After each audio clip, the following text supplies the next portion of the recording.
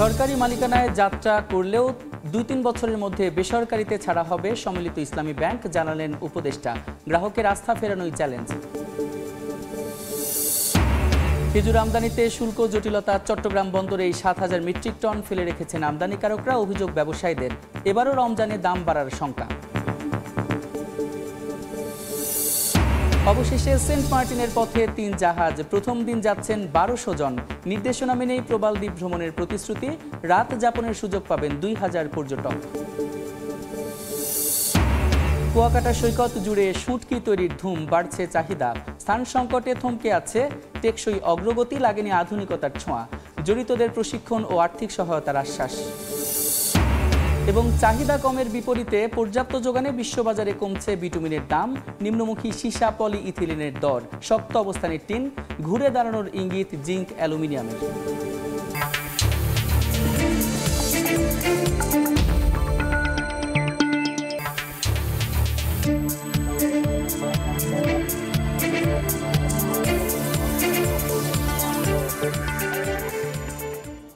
দেখছিলেন শিরোনাম। আমন্ত্রণ জানাচ্ছি দেশ ও দেশের বাইরের অর্থ বাণিজ্যের নানা খবর নিয়ে আমাদের নিয়মিত আয়োজন এই সময়ের বাণিজ্যে।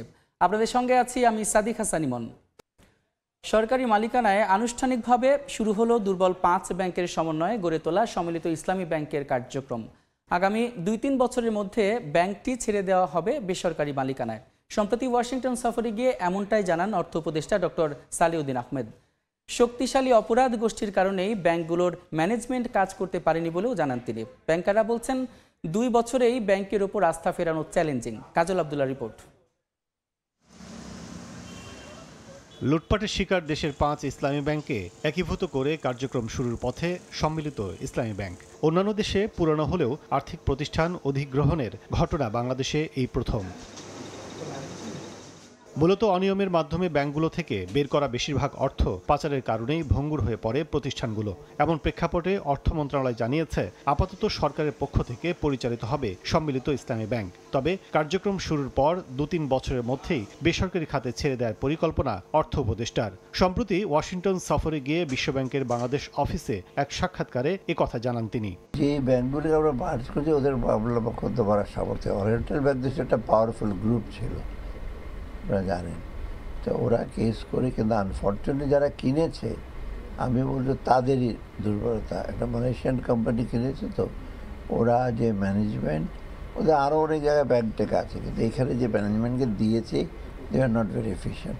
ওরা একটা মনোযোগ দেয় না। নতুন ব্যাংকটা তো আপাতত গভর্নমেন্টের সাথে থাকবে, আমরা চেষ্টা করব বোর্ডটা এবং চেয়ারম্যানের বেটার হয়। আলটিমেটলি এইম হলো ২ বছর বা ৩ বছর পর এটাকে আমরা প্রাইভেটাইজ করে ফেলব, স্ট্র্যাটেজিক পার্টনার। দীর্ঘমেয়াদে ব্যাংকটি নিয়ে সিনিয়র ব্যাংকার ও অর্থনীতিবিদদের পরামর্শ, আগে আস্থা ফেরাতে হবে গ্রাহকদের, আর বেসরকারীকরণের সিদ্ধান্ত নির্ভর করবে রাজনৈতিক সরকারের ওপর। ২ বছরে এটা দাঁড়ায় যাবে, আমার কাছে এটা হতে পারে, কিন্তু ভেরি ভেরি ভেরি ডিফিকাল্ট। আগে কাস্টমারের আস্থা তাকে আনতে হবে। কাস্টমারের আস্থা আনতে গেলে সে কত টাকা ডিপোজিট, কি হিসাব করে কত দিনে দেবে, পুরা টাকাটা আমি কত দিনে শোধ করতে পারবো সেটাকে হিসাব করতে হবে। নতুন ডিপোজিট তখনই আসবে যখন পুরানা কাস্টমাররা তাদের টাকা ঠিক মতন পাচ্ছে, কিন্তু বন্ধ হয়ে গেলে তারা নতুন আসবে না। আরেকটা জিনিস এখানে ইম্পর্টেন্ট, কাস্টমারের সঙ্গে সঙ্গে যারা এমপ্লয়িজ আছে তাদের কি হবে?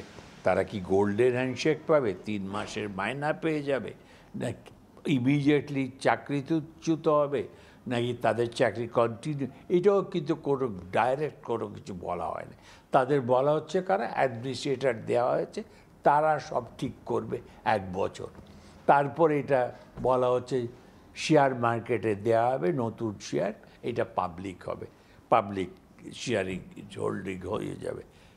এগুলি কিন্তু স্বপ্ন, এগুলি কিন্তু বাস্তব এত তাড়াতাড়ি করা সম্ভব না। যেহেতু মোটামুটি একটা দীর্ঘমেয়াদী এবং একটা পলিসির কনসিস্টেন্সির একটা বিষয় আছে, তো সেই জন্য এই মুহূর্তে বলাটা খুব মুশকিল, কারণ সামনের এই চ্যালেঞ্জটা কিভাবে আসলে অতিক্রম করবে, কারণ সরকারের পরবর্তী সরকার এটাকে কিভাবে দেখবে সেটার উপরেই অনেক কিছু নির্ভর করবে। আর্থিক খাতের সংস্কার দৃশ্যমান করতে অঙ্গীকারবদ্ধ অন্তর্বর্তী সরকার। তবে ব্যাংক খাত পুনর্গঠনে পরিবর্তন এলেও সংকটে থাকা নন ব্যাংক আর্থিক প্রতিষ্ঠানগুলো নিয়ে এখনও কোনো সিদ্ধান্ত নিতে পারেনি বাংলাদেশ ব্যাংক।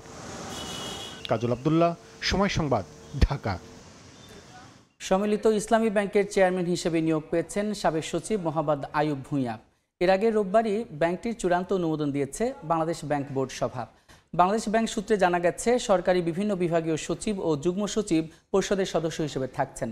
এছাড়া নতুন ব্যাংকে পেশাদার ব্যাংকার, হিসাববিদ ও আইনজীবী সমান সংখ্যক স্বতন্ত্র পরিচালক হিসেবে নিয়োগ পাবেন। সার্চ কমিটির মাধ্যমে ব্যবস্থাপনা পরিচালক ও শীর্ষ কর্মকর্তাদেরও নিয়োগ দেওয়ার পরিকল্পনা রয়েছে। এক বিজ্ঞপ্তিতে কেন্দ্রীয় ব্যাংক আশ্বস্ত করেন, কোনো আমানতকারী তার অর্থ হারাবেন না।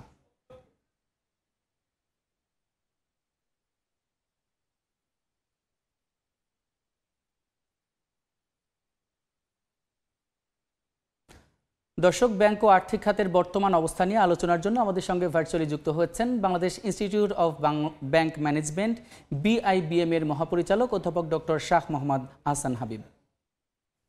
ডক্টর আহসান হাবিব, এ সময়ের বাণিজ্যে আপনাকে স্বাগত। জি, ধন্যবাদ। আমরা প্রতিবেদনটি দেখলাম যে 5টি ব্যাংকের তো কার্যক্রম শুরুর একটা তৎপরতা চলছে। তো এখানে আসলে যে কারণে 5টি ব্যাংকে একীভূত করা হয়েছিল, গ্রাহকের অর্থ ফেরত দিতে পারছিলেন না। তো এই কার্যক্রমের ফলে জনগণের অর্থ ফেরত পাওয়া কতটা সহজ হবে? আচ্ছা, ধন্যবাদ।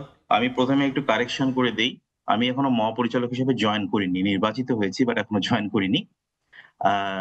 তো কতটা কার্যকরী হবে তার থেকেও বড় কথা হলো যে আমাদের 5টা ব্যাংকে যে একীভূত করা হচ্ছে, যেগুলো দুর্বল, এই ব্যাংকগুলো এক করা ছাড়া, মার্জার বা যে ফর্মে আমরা যাচ্ছি, এছাড়া তেমন কোনো অল্টারনেটিভ কিন্তু আমরা দেখিনি, আমরা দেখছি না। জি জি। সো কতটা সফল হবে সেটা হলো এই মডেলটা কতটা কার্যকরী আমরা করতে পারবো, কতটা এফিশিয়েন্টলি হ্যান্ডেল করতে পারবো, আসলে তার উপর ডিপেন্ড করবে। কারণ বাংলাদেশের যদি মার্জারের ইতিহাস দেখেন, তাহলে সব ক্ষেত্রে আমাদের সফলতার গল্প কম। বিদেশে এই ধরনের সার্কামস্টেন্সে অনেকগুলো দুর্বল ব্যাংকে একসাথে করে ক্যাপিটাল ইনজেক্ট করে দাঁড় করানোর উদাহরণ কিন্তু ওইভাবে নেই। বাট আমাদের যেহেতু কোনো অল্টারনেটিভ নেই, সুতরাং এইটাকেই আমি বেস্ট অল্টারনেটিভ হিসেবে ট্রিট করছি। সুতরাং সেই বিবেচনায় আগামী 2 বছর আমাদের জন্য খুবই ক্রিটিক্যাল। এখন এই সময়ে যেটা একটা চ্যালেঞ্জের জায়গা আমি যেটা দেখি, যে আমরা যেহেতু সরকারের পক্ষ থেকে একটা ক্যাপিটাল সেখানে ইনজেকশন করা হয়েছে, সুতরাং সরকারের পক্ষ থেকে, সেন্ট্রাল ব্যাংকের পক্ষ থেকে প্রশাসক থাকবেন। বাট ওনারা যদি পুরো ডিসিশন মেকিং প্রসেসে বাট সেখানে যদি আপনার ব্যাংকারদের, যারা কমার্শিয়াল ব্যাংকিং বোঝেন, তাদের প্রেজেন্স না থাকে, তাদের সে না থাকে, তারা যদি ডিসিশন মেকিং এ স্ট্রং ভূমিকা পালন না করে, তাহলে কিন্তু এই চ্যালেঞ্জটা আরো বাড়বে বলে আমি মনে করি। কারণ যারা সেন্ট্রাল ব্যাংকার, ওনাদের দক্ষতার জায়গাটা কিন্তু অন্য জায়গায়, রেগুলেশনের জায়গায়। বাট এইখানে দক্ষতার বেশি প্রয়োজন হবে কিন্তু আমার ব্যাংক পরিচালনাগত। সুতরাং বোর্ডেও আপনার যারা ব্যাংকিং বোঝেন, ব্যাংকিং জানেন, যাদের প্র্যাকটিস ব্যাংকিং করার অভিজ্ঞতা আছে দেশের, ওনাদের যেমন একটা বড় অংশগ্রহণ থাকতে হবে এবং তাদের অবদান থাকতে হবে, সে থাকতে হবে। আবার ব্যাংকের এই আগামী 2 বছরের ডিসিশন মেকিং এও কিন্তু ব্যাংক পরিচালনার ক্ষেত্রে এফিসিয়েন্সি আনয়নের জন্য যারা প্র্যাকটিশনার ব্যাংকার, তাদের সে থাকতে হবে, তাদের অংশগ্রহণ থাকতে হবে, তাদের ডিসিশন মেকিং পাওয়ারটা থাকতে হবে। আর কারণ একবার ব্যাংকের সবচেয়ে চ্যালেঞ্জিং এর জায়গাটা হলো যখন আপনার গ্রাহকদের চলে যায়, আস্থাটা সেইভাবে থাকে না, ওটা ফিরিয়ে আনাটা একটা বড় ধরনের চ্যালেঞ্জ। সুতরাং আগামী 2 বছর আমরা কতটা এফিসিয়েন্টলি ব্যাংকিং কার্যক্রমগুলোর মধ্যে সুধার আনতে পারবো, মোটিভেশন কিন্তু একটা বড় চ্যালেঞ্জ। বিকজ যারা এমপ্লয়ি আছেন, তাদের স্যালারি কিন্তু কমে যাবে। সো তাদেরকে মোটিভেট করা, তাদেরকে ফিউচারটা দেখানো যে সামনের দিনে আপনার এই ধরনের একটা ভালো দিন আসছে, এবং গ্রাহকদের মধ্যে আস্থা আনার জন্য ব্যাংকের কাজের পাশাপাশি একটা বড় ধরনের প্রোপাগান্ডা করা। সরকার পিছনে দাঁড়িয়ে আছে, বাংলাদেশ ব্যাংক পিছনে দাঁড়িয়ে আছে, ভিতরের লোকজন কাজ করছে। এই জিনিসগুলো যদি আমরা মানুষের মাঝে সরাসরি প্লেস করতে না পারি, বোঝাতে না পারি, তাহলে আস্থা আনাটা কঠিন। আর আস্থা আনাটা যদি কঠিন হয়, তখন 2 বছর পরে যে প্রাইভেট সেক্টরে আমরা দেওয়ার কথা ভাবছি, সেই প্রসেসটাও বিলম্বিত হতে পারে বা হওয়ার জায়গা আছে। সুতরাং এই 2 বছর খুবই ব্যাংক, কমার্শিয়াল ব্যাংক যেভাবে চলে সেই জায়গা থেকেই, কমার্শিয়াল ব্যাংকিং অ্যাপ্রোচ থেকেই ব্যাংকটা পরিচালনা করতে হবে।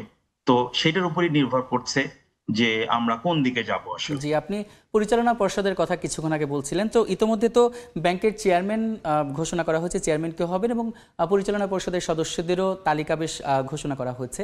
তো আপনি আসলে বলছিলেন যে ব্যাংক পরিচালনার জন্য তাদের কতটুকু দক্ষতার বিষয়ে আপনি কথা বলছিলেন, তো এই যে তালিকা করা হয়েছে, এই তালিকায় আপনি কতটুকু সম্ভাবনা দেখছেন?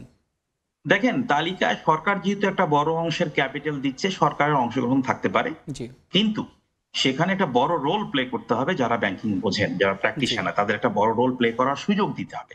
জি এখন এই সিস্টেমের মধ্যে ওনারা কিভাবে নিশ্চিত করবেন, হয়তো ইন্টারনালি যারা কাজ করছেন তারা এই ব্যাপারটা দেখবেন। কারণ দিয়েছে সেন্ট্রাল ব্যাংকের অংশগ্রহণ আছে, তারা ব্যাপারটা টেক কেয়ার করছে। তো ফার্স্ট টাইম তাদের পলিসিগুলো ইমপ্লিমেন্টেশনের ক্ষেত্রে তারা হয়তো তাদের অংশগ্রহণ চাইবেন, কিন্তু ব্যাংক পরিচালনার ক্ষেত্রে যারা যাদের দক্ষ, যারা ব্যাংক পরিচালনার অভিজ্ঞতা আছে, সেটা বোর্ডের ভিতরে বলেন, টপ ম্যানেজমেন্টে বলেন, তাদের বড় রোল প্লে করতে হবে। এবং ওনারা যদি বড় রোলটা প্লে না করেন, ওনারা যদি সে না থাকে, ওনারা যদি বড় বড় ডিসিশন গুলোর অংশ না হন, তাহলে কিন্তু এটা কোনো সহজ কাজ না। সুতরাং ওইখানে ওনাদের অংশগ্রহণ থাকতে পারে, বাট বোর্ডে তাদের সেরা বড় করে রাখতে হবে। তাদের দক্ষতার ব্যাপারটা রিফ্লেকশন আমরা পরিচালনার জায়গাটায় দেখতে চাই, না হলে কিন্তু এই কাজটা খুবই কঠিন হবে। জি, আমরা অন্যান্য দেশে ব্যাংক একীভূত হওয়ার বিভিন্ন কথা আমরা জানি, কিন্তু বাংলাদেশে এই প্রথম। সেটা কতটা চ্যালেঞ্জিং হবে? আর আপনি যেটা বলছিলেন যে 2 বছর পরিচালনা পর্ষদের একটা ভালো ভূমিকা রাখতে হবে, তো আসলে কি ভাবে ওই ভালো ভূমিকা রাখতে পারে যদি একটু ব্যাখ্যা করেন। যেমন ধরেন, এই আগের যে পলিসিগুলো আছে, সেগুলো সব পলিসি তো কিছু রিভিউ এর জায়গা আছে। জি পলিসিগুলো কোথায় ঠিক মতো কাজ করেনি সেগুলো আলটিমেটলি সবকিছু কিন্তু বোর্ড অ্যাপ্রুভ করবে। হয়তো কিছু ডিরেকশন তারা রিফর্মস এর আওতা থেকে পাচ্ছেন, কিন্তু মেজর ডিসিশন গুলো, স্ট্র্যাটেজি গুলো কিন্তু বোর্ড দেখবে। ওভারসাইট, দেখাশোনাটা কিন্তু তারা করবেন। এখন কারা দেখাশোনার ক্ষেত্রে সবচেয়ে মেজর রোল প্লে করবেন? যারা ব্যাংকিং বোঝেন, যারা ব্যাংকিং জানেন। সুতরাং তাদের একটা অ্যাক্টিভ রোল ভিতরে থাকতে হবে। যেমন ভিতরে রিস্ক ম্যানেজমেন্ট কমিটি থাকে, ভিতরে অডিট কমিটি থাকে, সেখানে প্রফেশনাল লোকজন থাকতে হবে, যারা বোঝেন তাদেরকে থাকতে হবে। পজিশনের ব্যাপার না কিন্তু, যে উনি গভর্নমেন্টে এখানে আছেন, উনি এখানে আছেন, সুতরাং তারা ওখানে দেবেন, নো। এখানে বরং ভিতরে যারা এই কমিটিগুলোতে, রিস্ক কমিটিতে কাজ করবেন, অডিট কমিটিতে কাজ করবেন, ভিতরে ওভারসাইটে যারা আপনার বোর্ড থেকে যারা ওভারসাইটে দেখবেন, তাদেরকে ব্যাংকিং বোঝা মানুষ হতে হবে, এবং ব্যাংকিং বোঝা মানুষের অংশগ্রহণকে গুরুত্বের সাথে বোর্ডকে বিবেচনা করতে হবে। হয়তো বোর্ড ওনারা বানিয়েছেন, বাট বোর্ডকে সেই ব্যাপারটা নিশ্চিত করতে হবে যে এখানে যারা ব্যাংকিং বোঝেন তাদের কথাটা কতটা বাস্তবায়িত হচ্ছে। আর এইটা ইমপ্লিমেন্ট করবে কিন্তু টপ ম্যানেজমেন্ট। এখন টপ ম্যানেজমেন্টে আপনি প্রশাসক দিয়েছেন, তারা সেন্ট্রাল ব্যাংকার, তাদের সেন্ট্রাল ব্যাংক যেভাবে চায় সেখানে তাদের ইমপ্লিমেন্টেশনের, কমপ্লায়েন্সের ইস্যুগুলো হয়তো তারা দেখাশোনা করবেন, কিন্তু ডিসিশন মেকিং এর ক্ষেত্রে, স্ট্র্যাটেজি মানে ইমপ্লিমেন্টেশনের ক্ষেত্রে যারা ব্যাংকিং বোঝেন তাদেরকে পাশে রাখতে হবে। এখন সেটা কি করে তারা অ্যাকোমোডেট করবেন ডিসিশন মেকিং এ?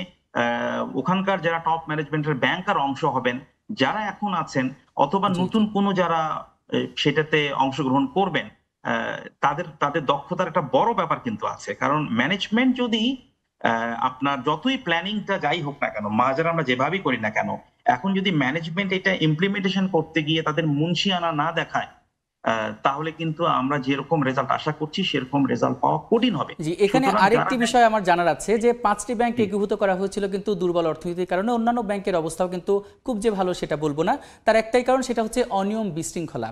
তো সামনের দিনগুলোতে এই 5টা ব্যাংকে যেহেতু একটা চ্যালেঞ্জ আছেই, জনগণের আস্থা ফেরানোর একটা চ্যালেঞ্জ আছেই, তো এখানে আসলে কেমন নজরদারি বাড়ানো দরকার? আর যে টাকাগুলো আসলে গিয়েছে বিভিন্ন জায়গায় আত্মসাৎ করা হয়েছে, সেই টাকাগুলো ফেরানোর ব্যাপারে কি ধরনের তৎপরতা বা কি ধরনের দৃষ্টান্তমূলক শাস্তি দেওয়া যেতে পারে যারা মানি লন্ডারিং করেছেন? দেখেন, আমাদের এই সংক্রান্ত ইতিহাস কিন্তু খুব ভালো না। যদি আপনি ভালো দিকের কথা বলেন, তাহলে এই পরিবর্তনের পরে যে ভালো দিকটা আমি দেখি, সেটা হলো যেভাবে ব্যাংকিং সেক্টর নিচের দিকে ফল করছিল, পড়ে যাচ্ছিল, আমরা দুর্বল থেকে দুর্বলতর হচ্ছিলাম, সেখানে একটা লাগাম টেনে ধরা হয়েছে, এটা আমি স্বীকার করি। সেখানে সেই ফলটা বন্ধ হয়েছে, ব্লিডিংটা বন্ধ হয়েছে। আপনার ফরেন এক্সচেঞ্জ মার্কেটে স্ট্যাবিলিটি এসছে এবং ব্যাংকিং ফাইন্যান্সিয়াল সেক্টরে ফলটা বন্ধ হয়েছে। কিন্তু আপনি যদি বলেন প্রোগ্রেস, সামনে কোথায় যাচ্ছি, এই দিকটা কতটা ভালো হয়েছে, এখানে খুব ভালো জিনিস আমার চোখে খুব স্ট্রংলি পড়ছে না যে আমরা সামনের দিকে যাওয়ার জন্য অ্যাডিকুয়েট ব্যবস্থা নিয়েছি বা সেগুলো আমরা ইমপ্লিমেন্ট করতে পারছি, তা কিন্তু সেগুলো আমি দেখছি না খুব একটা। সুতরাং এখন যেটা সামনে চিন্তা করার ব্যাপার, পজিটিভলি যেটা চিন্তা করার ব্যাপার, সেটা হলো ব্যাংকিং যে আপনার রেগুলেটরি এনফোর্সমেন্ট, সেই দুর্বলতাগুলো কিন্তু আমরা পুরোপুরি কাটিয়ে উঠতে পারিনি। এখনো আমরা ওই পর্যায়ে আছি, সময় লাগছে আসলে, এখনো আমরা ওই পর্যায়ে আছি যে আমাদের ক্ষত কতটা গভীর সেটাই বের করার চেষ্টা করছি। আর যে টাকা দেশের বাইরে চলে গেছে সেই টাকা আনা সময় সাপেক্ষ এবং কতটা আনবো সে ব্যাপারে অনেক অনিশ্চয়তা আছে, থাকবে। সুতরাং আর যেন না যায়, আর যেন আমরা ঋণে অনিয়ম না করি, আর যেন কোনো কিছু না হয়, গুরুত্বটা সেইখানে দেওয়া উচিত। এবং যারা এই অনিয়মের সাথে জড়িত ছিলেন, সেক্টরাল মানুষ কিন্তু দেখতে চায় যে তারা সরাসরি পানিশমেন্টের আওতায় এসছেন, এবং সেটার ভিজিবল চেঞ্জ কিন্তু আমরা খুব বেশি দেখিনি। তো সেটা হয়তো সময় সাপেক্ষ ব্যাপার, আইনগত অনেক ব্যাপার আছে, কিন্তু সেই ধরনের একটা দৃষ্টান্তমূলক শাস্তি দেখাতে পারলে জনগণের আস্থা ফেরানো সহজ হবে কিনা? অবশ্যই সে ধরনের দৃষ্টান্তমূলক কিছু, ওইটাই যে ফলটা বন্ধ করতে পেরেছি আমরা, কিন্তু প্রোগ্রেসের জায়গার জন্য একেবারে রিমার্কেবল কিছু সামনের দিনে আমরা দেখছি, ওই সিমটম গুলো এখনো আমরা আনতে পারিনি।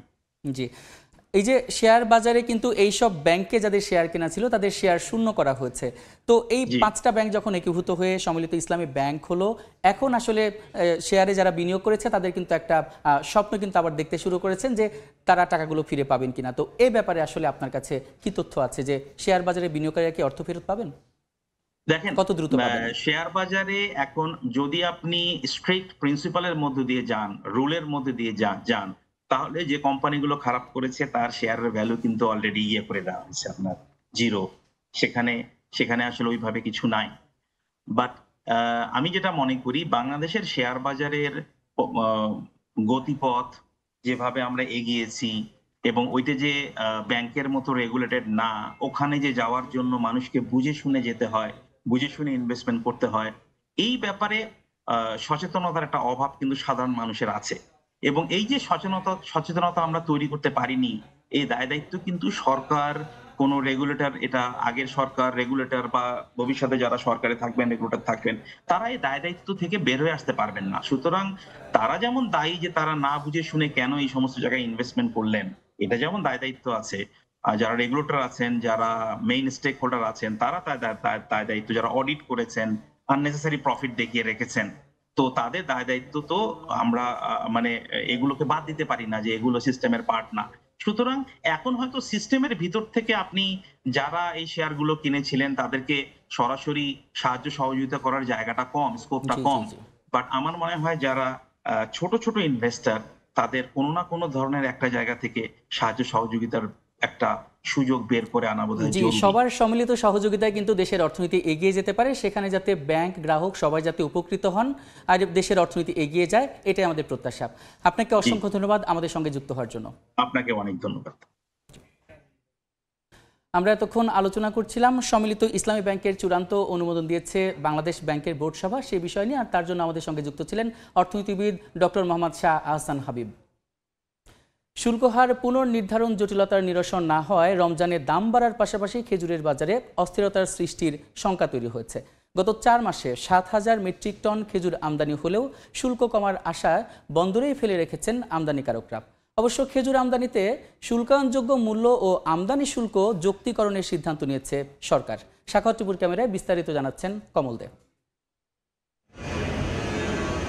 চলতি অর্থ বছরের প্রথম 4 মাসে চট্টগ্রাম বন্দর দিয়ে 6,761 মেট্রিক টন খেজুর আমদানি হয়েছে, যা আগের অর্থ বছরের এই সময়ের তুলনায় অন্তত 4,000 মেট্রিক টন বেশি।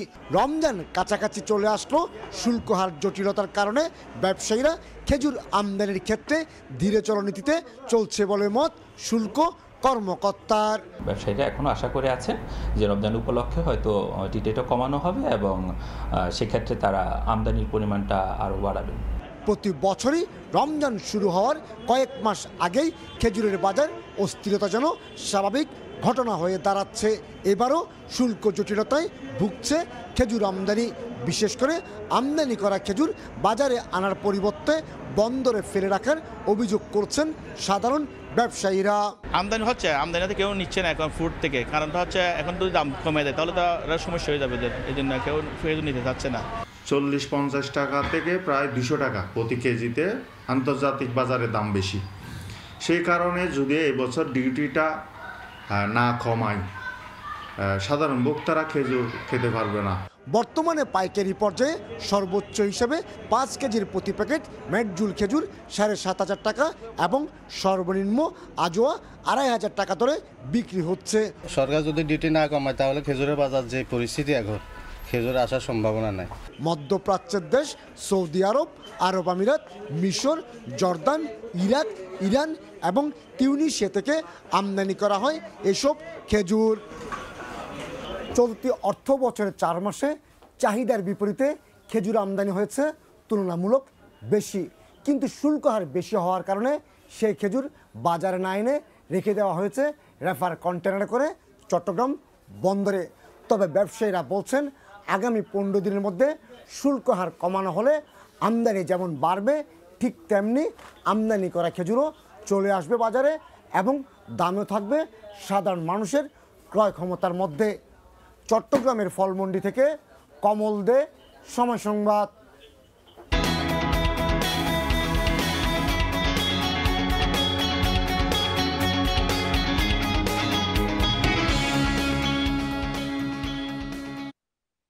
নৌ ও রেলপথে সহজে পণ্য পাঠানোর সুযোগ থাকায় ক্রমেই ব্যবহার বাড়ছে মোংলা বন্দরের। বন্দরটির বাণিজ্যিক কার্যক্রমের খবর জানাতে যুক্ত হচ্ছেন রিপোর্টার মাহমুদ হাসান। সরাসরি চলে যাচ্ছি তার কাছে। মাহমুদ, সকল বাধা অতিক্রম করে ঘুরে দাঁড়িয়েছে মোংলা সমুদ্র বন্দর। সমুদ্র বন্দরটি কিন্তু একসময় মৃত্যু বন্দরে পরিণত ছিল, কিন্তু সেটি এখন সেই চাকা পরিবর্তন হয়ে মোংলা বন্দর কিন্তু এখন একটি ব্যবসায়ী বান্ধব পরিণত বন্দরে রূপান্তরিত হয়েছে।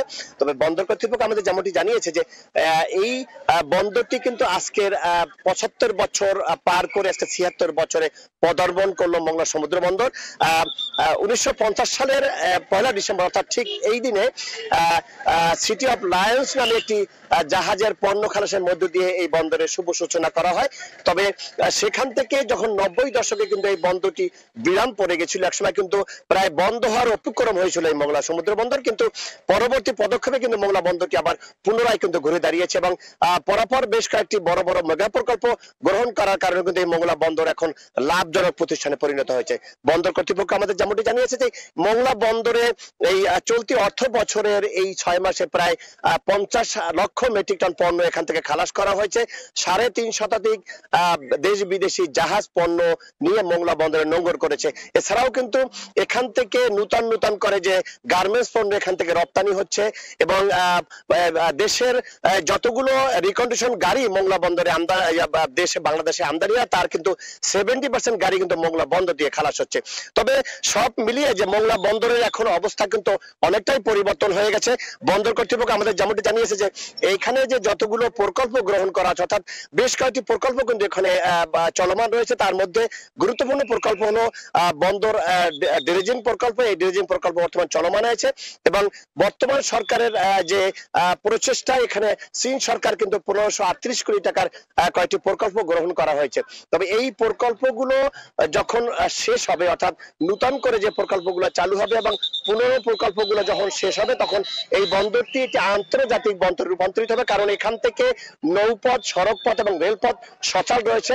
মোংলা বন্দর থেকে পণ্য নিয়ে ঢাকার বিভিন্ন অঞ্চলে যেতে গেলে 3 থেকে 3.5 ঘন্টা সময় লাগে। তবে সব মিলিয়ে মোংলা বন্দর এখন উন্নয়নের দ্বার প্রান্তে। এই প্রকল্পগুলো যখন শেষ হবে তখন এই মোংলা বন্দর হবে আন্তর্জাতিক এবং ব্যবসায়ী বান্ধব বন্দরে রূপান্তরিত হবে। মাহমুদ হাসান, সময় সংবাদ, মোংলা। সরাসরি যুক্ত ছিলাম মোংলা বন্দরে। অন্য প্রসঙ্গ, গুলশানে বিএনপি চেয়ারপারসনের কার্যালয়ে এক অনুষ্ঠানে বক্তব্য রাখছেন দলটির মহাসচিব মির্জা ফখরুল ইসলাম আলমগীর। আমরা সরাসরি যাচ্ছি সেখানে। এই যোগদান আমাদের এই কর্মকাণ্ডগুলোকে আরো শক্তিশালী করবে। আপনারা জানেন ইতিমধ্যেই বিএনপি আমাদের ভারপ্রাপ্ত চেয়ারম্যান তারেক রহমানের নেতৃত্বে আমরা অনেকগুলো কর্মসূচি ঘোষণা করেছি এবং আমরা সবচেয়ে বড় জিনিস হচ্ছে যেটা যে আমরা তার নেতৃত্বেই এই আন্দোলন করেছে দীর্ঘ 15 বছর, এবং আমরা আগামীতে তার নেতৃত্বেই বাংলাদেশে জনগণ যদি আমাদেরকে সমর্থন করে আমরা বাংলাদেশের সত্যিকার অর্থেই একটা গণতান্ত্রিক অর্থনীতিবিদদের সমৃদ্ধ একটা রাষ্ট্র নির্মাণ করতে চাই। সেই রাষ্ট্র নির্মাণের অতীত অভিজ্ঞতা আমাদের রয়েছে। আপনারা জানেন যে আমরা ইতিপূর্বে প্রায় 3 বার আমরা সরকার গঠন করেছি, এবং তারও পূর্বে আমাদের শহীদ প্রেসিডেন্ট জিয়াউর রহমানও রাষ্ট্র পরিচালনা করেছেন। আমাদের সমস্ত এই অভিজ্ঞতা থেকে আমরা অন্তত এটুকু বলতে পারি যে বিএনপি যদি সরকার পরিচালনার দায়িত্ব পায় তাহলে অবশ্যই বিএনপি বাংলাদেশকে একটা সত্যিকার অর্থেই একটি গণতান্ত্রিক এবং একটা সমৃদ্ধ অর্থনীতি গড়ে তুলতে সক্ষম হবে। আমরা ডক্টর রেজাক কিবরিয়াকে স্বাগত জানাচ্ছি এবং আশা করছি যে ডক্টর রেজাক কিবরিয়ার যোগদান শুধু তার এলাকা না, নির্বাচনী এলাকা নয়, সারা বাংলাদেশেই একটা প্রভাব বিস্তার করবে, এবং তিনি তার মেধা দক্ষতা দিয়ে এই যে কর্মসূচি আমরা গ্রহণ করেছি 31 দফা কর্মসূচি, সেই কর্মসূচির ভিত্তিতে বাংলাদেশ নির্মাণ করার ক্ষেত্রে তিনি তার ভূমিকা রাখতে পারবেন। Welcome doctor Kibria. থ্যাংকস। অন্য প্রশ্নের উত্তর আজকে যোগদান করাচ্ছেন নানান জায়গায়, অনেক যোগদান করছেন। স্থানীয় যারা নেতৃবৃন্দ রয়েছেন, যারা দীর্ঘদিন বিএনপি রাজনীতি করেন, বিএনপির হয়ে লড়াই সংগ্রাম করেছেন, তাদেরকে আসলে ঠকানো হচ্ছে হয় কিনা? এটা একটা ভুল একটা শব্দ আপনি ব্যবহার করলেন। ব্যাপারটা হচ্ছে একটা রাজনৈতিক দল তো আপনার নিঃসন্দেহে আপনার গড়ে উঠে তৃণমূল থেকে শুরু করে একেবারে আপনার উপরের পর্যন্ত, এবং এখানে মেধার একটা বড় আপনার ভূমিকা থাকা উচিত। যে দল ডেলিভার করতে চায়, যে দলটা আপনার জনগণের কিছু কাজ করতে চায়, আজকালকার যে জটিল বিশ্ব পরিস্থিতি, সেই বিশ্ব পরিস্থিতিতে যারা মেধাবী মানুষ ছাড়া, এখানে যোগ্য মানুষ ছাড়া কিন্তু এখানে আপনার টিকে থাকা অত্যন্ত মুশকিল ব্যাপার একটা। বাংলাদেশকে যদি কম্পিট করে টিকে থাকতে হয় এই প্রতিযোগিতার মধ্য দিয়ে, তাহলে নিশ্চয়ই সবচেয়ে মেধাবী মানুষদের আপনার একটা অবস্থান এখানে থাকতে হবে, এবং আমরা দাবি করি যে বিএনপিতে সেই মেধাবী মানুষগুলোর অবস্থান আছে, এবং রেজাক কিবরিয়ার যোগ দেওয়ার মধ্য দিয়ে সেটা আরো সমৃদ্ধ হলো।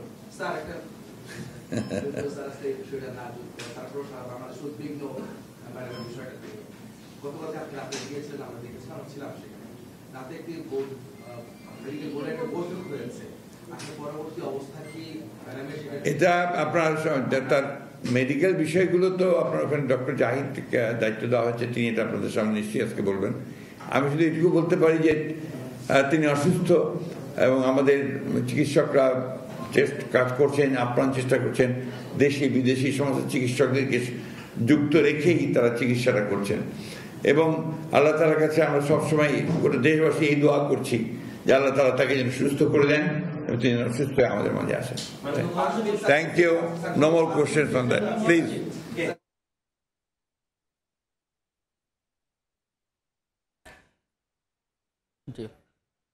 গুলশানে বিএনপির কার্যালয়ে, বিএনপির যিনি চেয়ারপারসনের কার্যালয়ে কথা বলছিলেন মির্জা ফখরুল ইসলাম আলমগীর। আমরা সরাসরি যুক্ত ছিলাম সেখানে। দেখছেন এই সময়ের বাণিজ্য, সঙ্গে থাকুন। পূর্বাচলে গ্লোবাল সোর্সিং এক্সপ্লোর উদ্বোধনী অনুষ্ঠানে কথা বলছেন বাণিজ্য উপদেষ্টা শেখ বশির উদ্দিন। সরাসরি যাচ্ছি সেখানে।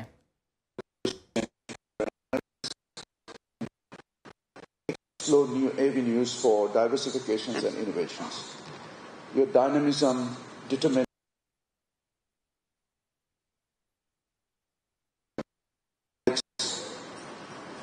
the dedicated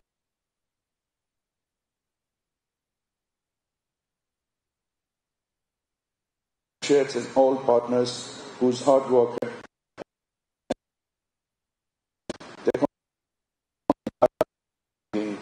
us together today. I expect this type of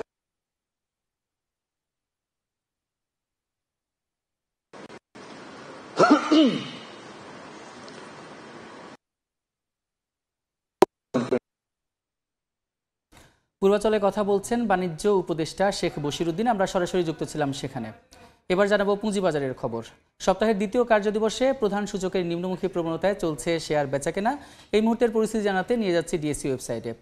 গত কার্যদিবসে কিন্তু 3টি সূচকই নিম্নমুখী প্রবণতায় শেষ হয়েছিল এবং প্রধান সূচকের কিন্তু প্রায় 50 পয়েন্ট কিন্তু কমেছিল এবং দেখতে পেরেছিলাম যে কালকে 392 কোটি টাকার উপরে লেনদেন হয়েছিল। আজকে শেয়ার বাজারে দেখতে পাচ্ছি এখন পর্যন্ত প্রথম 1.5 ঘন্টায় 3টি সূচকই নিম্নমুখী প্রবণতায় রয়েছে। প্রধান সূচক 29.5 পয়েন্ট কমেছে, এখন অবস্থান করছে 4949 পয়েন্টের বেশি এবং সরিয়া সূচক DACS সেটাও কিন্তু 6 পয়েন্ট কমেছে এবং অবস্থান করছে 1039 পয়েন্টে এবং কমেছে DS30 বাছাইকৃত সূচক, সেটি 14 পয়েন্ট কমে এখন অবস্থান করছে 1902 পয়েন্টের কিছুটা বেশি। ঢাকার পুঁজিবাজারে এখন পর্যন্ত লেনদেন হচ্ছে 161 কোটি টাকার বেশি।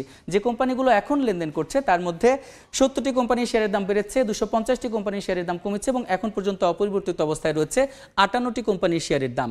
শেয়ার বাজারে এখন যে কোম্পানিগুলো লেনদেন করছে তার মধ্যে শীর্ষ 20-এ কোন কোম্পানিগুলো রয়েছে এবং কার অবস্থান কোথায় এটা আমরা এখন দেখে নেব।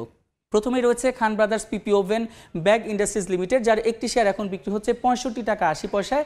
গত কার্যদিবসে এর একটি শেয়ারের সর্বশেষ দাম ছিল 67 টাকা 40 পয়সা, অর্থাৎ আজকে কিন্তু এর একটি শেয়ারের দাম প্রায় 1.5 টাকার বেশি কমেছে। তারপরেও এটি শেয়ার বাজারে প্রথম অবস্থানে রয়েছে এবং এখন পর্যন্ত এটি শেয়ার বাজারে লেনদেন করেছে 8,90,00,000 টাকার বেশি। দ্বিতীয় অবস্থানে রয়েছে ডোমিনেজ স্টিলস, যার একটি শেয়ার এখন বিক্রি হচ্ছে 24 টাকা 50 পয়সায়। গত কার্যদিবসে এর একটি শেয়ারের সর্বশেষ বিক্রি হয়েছিল 24 টাকা 20 পয়সা, অর্থাৎ আজকে কিন্তু এর 30 পয়সা একটি শেয়ারের দাম বেড়েছে এবং এটি শেয়ার বাজারে এখন পর্যন্ত লেনদেন করেছে 8 কোটি টাকার উপরে। তৃতীয় অবস্থানে রয়েছে আনোয়ার গ্যালভানাইজিং লিমিটেড, যার একটি শেয়ার এখন বিক্রি হচ্ছে 91 টাকায়। গত কার্যদিবসে এর একটি শেয়ারের সর্বশেষ দাম ছিল 94 টাকা 20 পয়সা, অর্থাৎ আজকে কিন্তু প্রথম 1.5 ঘন্টায় প্রায় 3 টাকা 20 পয়সা এর একটি শেয়ারের দাম কমেছে, তারপরেও এটি তৃতীয় অবস্থানে রয়েছে। চতুর্থ অবস্থানে রয়েছে ইনটেক লিমিটেড, যার একটি শেয়ার এখন বিক্রি হচ্ছে 32 টাকা 20 পয়সা। গত কার্যদিবসের একটি শেয়ারের সর্বশেষ দাম ছিল 29 টাকা 90 পয়সা, অর্থাৎ আজকে কিন্তু এর একটি শেয়ারের দাম 2 টাকা 30 পয়সা বেড়েছে। তারপরে রয়েছে রহিমা ফুডস, যার একটি শেয়ার এখন বিক্রি হচ্ছে 140 টাকায়। গত কার্যদিবসে 142 টাকা 60 পয়সা বিক্রি হয়েছিল, আজকে কিন্তু এর একটি শেয়ারের দাম 2 টাকা 60 পয়সা কমেছে। তো ঢাকা পুঁজিবাজারে দেখতে পাচ্ছি যে যেগুলো আসলে শীর্ষস্থান ধরে রেখেছে, শীর্ষস্থানে অবস্থান করছে, তাদেরও দেখা যাচ্ছে কিছু কিছু কিন্তু শেয়ারের দাম কিন্তু তাদের কমেছে, তারপরেও শীর্ষস্থান ধরে রেখেছে। তো ঢাকা পুঁজিবাজারে এখন পর্যন্ত কিন্তু ওভারঅল যদি বলি তাহলে সবকিছুই নিম্নমুখী প্রবণতায় রয়েছে। তো ঢাকা স্টক এক্সচেঞ্জের ওয়েবসাইট থেকে এই ছিল আমার কাছে লেটেস্ট আপডেট। চলতি অর্থ বছরের প্রথম 4 মাসে উন্নয়ন সহযোগীরা যে পরিমাণ অর্থ ছাড় করেছে তার প্রায় সমপরিমাণ অর্থ ঋণ ও সুদ বাবদ পরিশোধ করেছে বাংলাদেশ। ERDর হালনাগাদ প্রতিবেদন থেকে এসব তথ্য জানা গেছে। জুলাই থেকে অক্টোবর পর্যন্ত উন্নয়ন সহযোগীরা ছাড় করেছে $166 কোটি। এর বিপরীতে এ সময় বাংলাদেশ বিভিন্ন ঋণের সুদ ও আসল মিলিয়ে পরিশোধ করেছে $160 কোটি। একই সময় বাংলাদেশ $120 কোটি বৈদেশিক সহায়তার জন্য নতুন ঋণ চুক্তি করেছে। ERDর তথ্য, জুলাই অক্টোবর সময়ে বৈদেশিক ঋণের অর্থ ছাড় বেড়েছে 38.51% এবং পরিশোধ বেড়েছে 10.23%। দেখছেন এ সময়ের বাণিজ্য। নানা আলোচনা, নীতি ও সিদ্ধান্ত পেরিয়ে প্রতীক্ষিত সেন্ট মার্টিন দ্বীপে যাত্রা করল 3টি জাহাজ, যেখানে 2000 পর্যটকের রাত্রি যাপনের সুযোগ থাকলেও চলতি মৌসুমের প্রথম যাত্রায় সেন্ট মার্টিন যাচ্ছেন 1200 পর্যটক। তারা বলছেন নির্দেশনা মেনেই ভ্রমণ করবেন প্রবাল দ্বীপে। দীর্ঘ 10 মাস পর চলতি মৌসুমে সেন্ট মার্টিন দ্বীপে প্রথম যাত্রা। ভোর না হতে কক্সবাজারের নুনিয়ারছড়া ঘাটে উপচে পড়া ভিড় পর্যটকদের, সড়কে দেখা যায় দীর্ঘ যানজট। সেন্ট মার্টিন যেতে পর্যটকদের দীর্ঘ সারি, করা হয় বেশ কয়েকটি লাইন। 12 নির্দেশনা বাস্তবায়নে তৎপর জেলা প্রশাসন ও পরিবেশ অধিদপ্তর। প্লাস্টিক কিংবা পলিথিন দেখলেই নেওয়া হচ্ছে ব্যবস্থা, করা হচ্ছে সচেতন। পরিবেশ সংক্রান্ত যে 12টি নির্দেশনা দেওয়া হয়েছে সেই নির্দেশনা প্রতিপালনের জন্য আমরা সচেতন করতেছি, সেই সাথে প্লাস্টিক পণ্য যেন তারা নিয়ে না ওঠে সে ব্যাপারে আমরা ব্যবস্থা নিচ্ছি। রাত্রি যাপনের অনুমতি থাকায় আগামী 2 মাস কক্সবাজার সেন্ট মার্টিন রুটে প্রতিদিন চলাচল করবে 6টি জাহাজ। 2 মাস আছে সেটা পরিচালনা করে কিছুটা ঘুরে দাঁড়ানোর জন্য। চলতি মৌসুমের প্রথম যাত্রায় পর্যটকরা ছিলেন খুবই উৎফুল্ল। জাহাজে ছবি তোলা থেকে শুরু করে গান বাজনা কিংবা প্রকৃতি উপভোগে ব্যস্ত হয়ে পড়েন ভ্রমণ পিপাসুরা। এনভায়রনমেন্টটা বা সব ক্লিনলিনেস সবকিছুই হয়তো আপ টু দ্য মার্ক থাকবে। প্রথমবারের মতো যাচ্ছি হাজবেন্ডের সাথে, খুবই ভালো লাগতেছে। আমাদেরকে যে 12টি নির্দেশনা দেওয়া হয়েছে এটা আমি মনে করি পরিবেশের জন্য খুবই উপকার, এবং আমাদের পরিবেশ যদি ভারসাম্য ঠিক থাকে টুরিস্ট আরও বাড়বে। আর পর্যটকদের নিরাপত্তাকে সর্বোচ্চ গুরুত্ব দিয়ে দেখছে ট্যুরিস্ট পুলিশ। হোটেল মালিক বলেন আর কোনো স্টেক হোল্ডার যদি আমাদের পর্যটন ব্যবস্থাপনাকে অব্যবস্থাপনার দিকে নিয়ে যেতে চায়, সেটাকে আমরা টুরিস্ট পুলিশ অ্যালাউ করব না। আগামী 31 জানুয়ারি পর্যন্ত 2 মাস পর্যটক নিয়ে কক্সবাজার শহরের নুনিয়াছড়া BIWTA ঘাট থেকে প্রতিদিন সকাল 7টায় সেন্ট মার্টিন ছেড়ে যাবে জাহাজ। বিকেল 3টায় সেন্ট মার্টিন থেকে কক্সবাজারের উদ্দেশ্যে রওনা হবে জাহাজগুলো। সুজাউদ্দিন রুবেল, সময় সংবাদ, কক্সবাজার।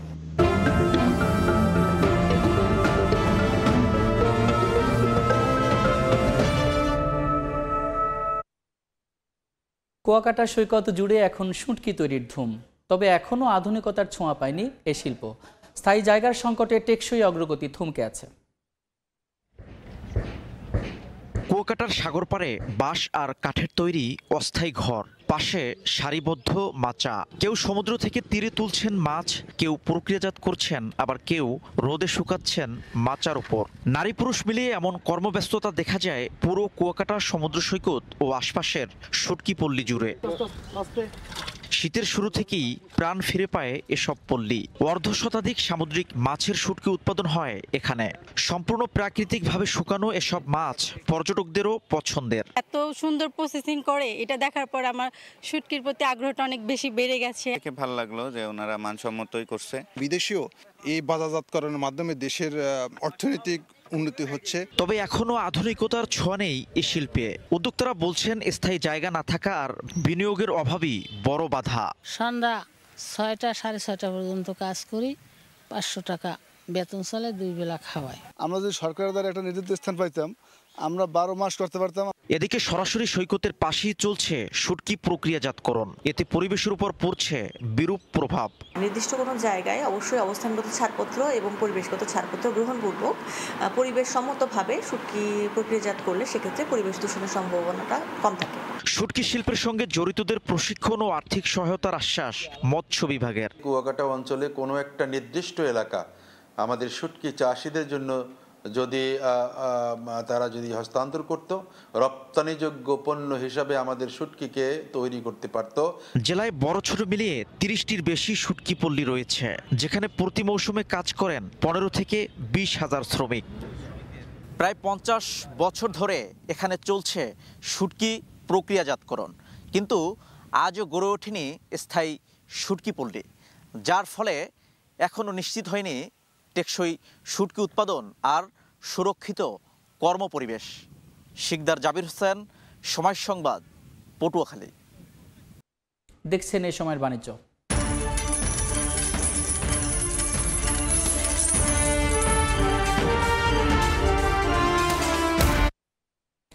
চাহিদা কমের বিপরীতে অতিরিক্ত যোগান থাকায় শিল্পপণ্যের বিশ্ববাজারে কমছে বিটুমিনের দাম। নিম্নমুখী রয়েছে লিড পলিইথিলিনের বাজার, তবে শক্ত অবস্থানে রয়েছে টিন।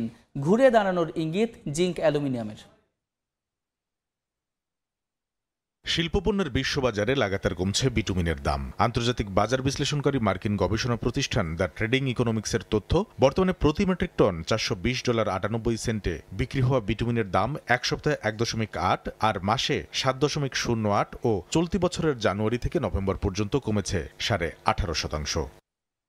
দুর্বল চাহিদার বিপরীতে পর্যাপ্ত যোগান থাকার কারণেই সড়ক, মহাসড়ক সহ পানিরোধী অবকাঠামো নির্মাণে দরকারি এই পণ্যের দাম কমছে বলে জানিয়েছেন বাজার বিশ্লেষকরা।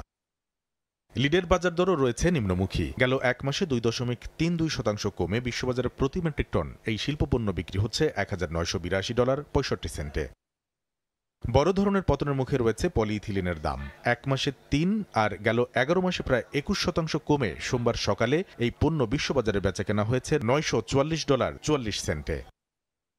দরদামে নিজের শক্ত অবস্থান ধরে রেখেছে মূল্যবান শিল্পপণ্য খাত টিন। বর্তমানে প্রতি মেট্রিক টন টিনের দাম পড়ছে $38,041। এক সপ্তাহে 2.5% বেশি, আর নভেম্বর পর্যন্ত গেল 11 মাসে দাম বেড়েছে প্রায় 31%।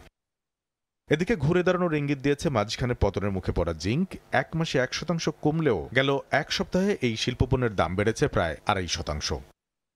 একই পথে রয়েছে অ্যালুমিনিয়ামও। মাসের ব্যবধানে সামান্য কমলেও সপ্তাহ ব্যবধানে 2.42% বেড়েছে এই শিল্পপণ্যের দাম। প্লট দুর্নীতি মামলায় শেখ হাসিনার 5 বছর, শেখ রেহানার 7 বছর এবং টিউলিপ সিদ্দিকের 2 বছরের সাজা দিয়েছেন আদালত। এই মুহূর্তে ঢাকা মহানগর দায়রা জজ আদালতে আছেন রিপোর্টার আলামিন তুষার। সরাসরি যাচ্ছি তার কাছে। তুষার, যেই রাজুকের যে প্লট জালিয়াতির মামলা, যেটির আজকে কিন্তু রায় হবার কথা ছিল, সেই রায় কিন্তু কিছুক্ষণ আগে পড়া শুরু হয়েছে এবং এরই মধ্যে আমরা যেমনটা জানতে পেরেছি যে এই যে প্লট জালিয়াতির যে মামলায় যে মূল আসামি যিনি শেখ রেহানা, তার কিন্তু 7 বছরের কারাদণ্ড কিন্তু দেয়া হয়েছে। এবং আমরা কিন্তু যে দর্শক নিশ্চয়ই আপনারা দেখতে পাচ্ছেন যে এখানে কিন্তু এই রায়কে ঘিরে পুরো আদালত প্রাঙ্গণে কিন্তু বেশ মানুষজন কিন্তু দেখা যাচ্ছে। আমরা গণমাধ্যম কর্মীরা থেকে শুরু করে অনেকে কিন্তু এসছেন। এর বাইরেও যেমনটা বলছিলাম, শেখ রেহানা 7 বছরের কারাদণ্ডের সঙ্গে 1 লাখ টাকা জরিমানা করা হয়েছে এবং সেটা যদি আদায় না করা যায় সেক্ষেত্রে আরও বাড়তি 6 মাসের কারাদণ্ড। এর বাইরেও এই প্লট দুর্নীতির মামলায় কিন্তু ব্রিটিশ এমপি যিনি আসলে রয়েছেন তারই মেয়ে অর্থাৎ টিউলিপ সিদ্দিকি, তারও কিন্তু 2 বছরের কারাদণ্ড কিন্তু তাকে দণ্ডিত করা হয়েছে। এর বাইরেও 1 লাখ টাকা জরিমানা এবং সেটা যদি আদায় করা না হয় তারও কিন্তু 6 মাসের কিন্তু বিনাশ্রম কারাদণ্ড কিন্তু বাড়তি যোগ করা হবে, এরকম কিন্তু রয়েছেন। এবং আমরা কিন্তু সকাল থেকে দর্শক এখানে অবস্থান করছিলাম এবং রায় পড়া কিন্তু আমি যদি বলি যে 11টা থেকে শুরু হবার কথা ছিল, যদিও সেটা কিছুটা দেরি হয়েছে। এবং রায় কিন্তু আমরা যতটুকু জানি যে এখন এই যে মহানগর দায়রা জজ আদালতের 6ষ্ঠ তলায় যে 4 নম্বর আদালতটি রয়েছে দায়রা জজ, সেই আদালতে কিন্তু এই রায় কিন্তু পড়া হচ্ছে। এবং যেমনটা বলছিলাম যে এই রায়ের মধ্যে কিন্তু বারবার করে বিচারক যখন পড়ছিলেন তখন তিনি বলছিলেন যে শেখ হাসিনা যিনি রয়েছেন আসলে সাবেক যে প্রধানমন্ত্রী, যিনি আসলে সদ্য ক্ষমতাচ্যুত যে প্রধানমন্ত্রী ছিলেন, তিনি কিন্তু আবাসন নীতির সকল ধরনের আইন লঙ্ঘন করে তার ক্ষমতার অপব্যবহার করে এই ফৌজদারি অসদাচরণ তিনি করেছেন, যার কারণে কিন্তু এরকম পরিস্থিতি তৈরি হয়েছে। এবং এর আগেও কিন্তু এই শেখ হাসিনা কিন্তু এই একই মামলায়, এই যে মামলা করা হয়েছে 3টি দুদকের পক্ষ থেকে, সেখানে কিন্তু তাকেও শাস্তির আওতায় রাখা হয়েছে এবং 27 বছরের কারাদণ্ডের কথা কিন্তু আমরা এর মধ্যে জানি। এবং আসামিদের বিরুদ্ধে সকল ধরনের অভিযোগ কিন্তু প্রমাণিত হয়েছে, এমনটা কিন্তু রায়ের মধ্যে কিন্তু উল্লেখ করা হয়েছে। এর বাইরেও আমরা কিন্তু দেখেছি যে এখানে যেহেতু ব্রিটিশ এমপির বিরুদ্ধে কিন্তু মামলা রায় ঘোষণা হচ্ছে, সেই জায়গা থেকে আমরা বিভিন্ন আন্তর্জাতিক গণমাধ্যমের সরব অবস্থানেও কিন্তু আজকে আমরা আদালত প্রাঙ্গণে কিন্তু দেখছি এবং তারাও কিন্তু তার সরবভাবে তাদের দায়িত্ব পালন করছেন। এছাড়া আমাদের মানে আজকে কিন্তু বলা চলে এই মামলাকে ঘিরে কিন্তু আন্তর্জাতিকভাবে এবং দেশীয়ভাবে কিন্তু বেশ আলোচনার মধ্যে রয়েছেন। এবং এই যে যেমনটা বলছিলাম যে এই আদালতে যেটা ঢাকার যে 4র্থ বিশেষ জজ আদালত, সেখানে ঘোষণা করা হচ্ছে অভিযোগে কি বলা হয়েছে সেটা যদি দর্শক আমি আপনাদেরকে আবার একটু মনে করিয়ে দিই যে ক্ষমতার অপপ্রয়োগ করে পূর্বাচল নতুন শহরে শেখ রেহানাকে 10 কাঠা প্লট বরাদ্দের নির্দেশ দিয়েছিলেন তৎকালীন প্রধানমন্ত্রী শেখ হাসিনা, তারই বোন। 32 জনের সাক্ষ্য গ্রহণ হয়েছে এই পুরো মামলা ঘিরে এবং 32 জনের সাক্ষ্য গ্রহণে কিন্তু উঠে এসেছে যে এই প্লট যে বরাদ্দ দেওয়া হয়েছে সেখানে শেখ হাসিনার উপর চাপ প্রয়োগ করেছিলেন তারই বোনের মেয়ে অর্থাৎ টিউলিপ সিদ্দিকি, ব্রিটিশ এমপি তিনি। এর বাইরেও যে দুদকের তদন্তেও কিন্তু এই ব্যাপারগুলো উঠে আসে। দুদক তদন্তের নামে রাজুকের আওতাধীন শেখ রেহানার নামে কিন্তু রাজুকের আওতাধীন যেই প্লটগুলো রয়েছে সেই প্লটগুলো প্রায় 160% জমি এবং রাজধানীর সেগুনবাগিচা এবং গুলশানে একটি করে ফ্ল্যাট কিন্তু রয়েছে। এরকম ব্যাপারগুলো কিন্তু দুদকের অভিযানে, দুদকের যে অনুসন্ধানে সেখানে সামনে আসে। কিন্তু রাজুকের জমি নেওয়ার সময় হলফনামায় নিজেকে ভূমিহীন দাবি করেছিলেন। এই ব্যাপারগুলো কিন্তু যখন সামনে আসে তারপরে কিন্তু 17 জনকে আলাদা 17 জনকে আসামি করে কিন্তু এই দুদকের পক্ষ থেকে এই যে মামলা, সেই মামলাটি করা হয় এবং 17 জনের মধ্যে 16 জন আসামি কিন্তু পলাতক রয়েছেন। একজন মাত্র আসামিকে কিন্তু আজকে আমরা এই যে আদালতে আমরা তুলতে দেখেছি, তিনি হচ্ছেন রাজুকেরই একজন কর্মকর্তা, তিনি খুরশিদ আলম এবং তাকে কিন্তু আমরা দেখেছি। এবং তার বিরুদ্ধে রায় কি হয়েছে সেটা তিনি যেহেতু আত্মসমর্পণ করেছিলেন, তিনি হয়তো কিছুটা ছাড় পেতে পারেন এমনটা আমরা শুনতে পাচ্ছি, যদিও এখনও সেটা পুরোপুরি নিশ্চিত হওয়া যায়নি। রায় পুরোপুরি পড়া শেষ হলে কি অবস্থা দাঁড়ায়, কেমন হবে, কি হবে, পুরোটা আপনাদেরকে দর্শক আমরা জানিয়ে দেওয়ার সর্বোচ্চ চেষ্টায় থাকবো। তো এখনো পর্যন্ত এই ছিল মহানগর দায়রা জজ আদালত থেকে আমার কাছে সবশেষ তথ্য। ঢাকার মহানগর দায়রা জজ আদালত থেকে যুক্ত ছিলেন সহকর্মী আলামিন তুষার। দেখছেন এ সময়ের বাণিজ্য, সঙ্গেই থাকুন। এ সময়ের বাণিজ্য। ফিডলট পদ্ধতিতে গরুর মাংস উৎপাদন ও রপ্তানিতে অভাবনীয় সাফল্য পেয়েছে অস্ট্রেলিয়া। তুলনায় কম সময়ে গুণগত মান বজায় রেখে অধিক উৎপাদন সম্ভব এই পদ্ধতিতে, ফলে দিন দিন জনপ্রিয়তা বাড়ছে খামারিদের কাছে। ক্রমেই জনপ্রিয় হয়ে উঠছে ফিডল্ট পদ্ধতি। এ পদ্ধতিতে গরুকে মাঠে না ছেড়ে এমন একটি ঘরে রাখা হয় যেখানে নিয়ন্ত্রিত আলো ও পরিমিত পরিমাণ খাবার খাওয়ানোর মাধ্যমে মাত্র 90 দিনে ওজন বাড়ানো হয় অন্তত 200 কেজি। এতে মাংসের গুণগত মানও উন্নত হয়। এ পদ্ধতিতে গরু লালন পালন করে অস্ট্রেলিয়া পরিণত হয়েছে বিশ্বের দ্বিতীয় বৃহত্তম মাংস রপ্তানিকারক দেশে। গত বছর অস্ট্রেলিয়া 8 বিলিয়ন মার্কিন ডলারের মাংস রপ্তানি করলেও চলতি বছরের প্রথম 9 মাসেই রপ্তানি ছাড়িয়ে গেছে 8.6 বিলিয়ন মার্কিন ডলার। অস্ট্রেলিয়ান ফিডল্ট শিল্প গত 10 বছরে দ্বিগুণেরও বেশি হয়েছে। রফতানি বাজারে উচ্চমানের গরুর মাংসের চাহিদা বৃদ্ধি, যুক্তরাষ্ট্রে খরার কারণে উৎপাদন কমে যাওয়া এবং কিছুটা রাজনৈতিক অস্থিরতা। ফিডল্টটি আগামী কয়েক বছরে সক্ষমতা বাড়িয়ে 12,000 গবাদি পশু পর্যন্ত নিতে চায়। ফিডল্ট পদ্ধতিতে অস্ট্রেলিয়ায় বর্তমানে 16 লাখের বেশি গবাদি পশু রয়েছে। তোফাজ্জল হোসাইন, সময় সংবাদ। এই ছিল এই সময়ের বাণিজ্যে। দুপুর 12টার সময় সংবাদের সঙ্গে থাকবেন রোজা চৌধুরী। ধন্যবাদ সাদিক। দুপুর 12টার সময় সংবাদ নিয়ে আসছে কিছুক্ষণ পর, সঙ্গে থাকুন সময়ের।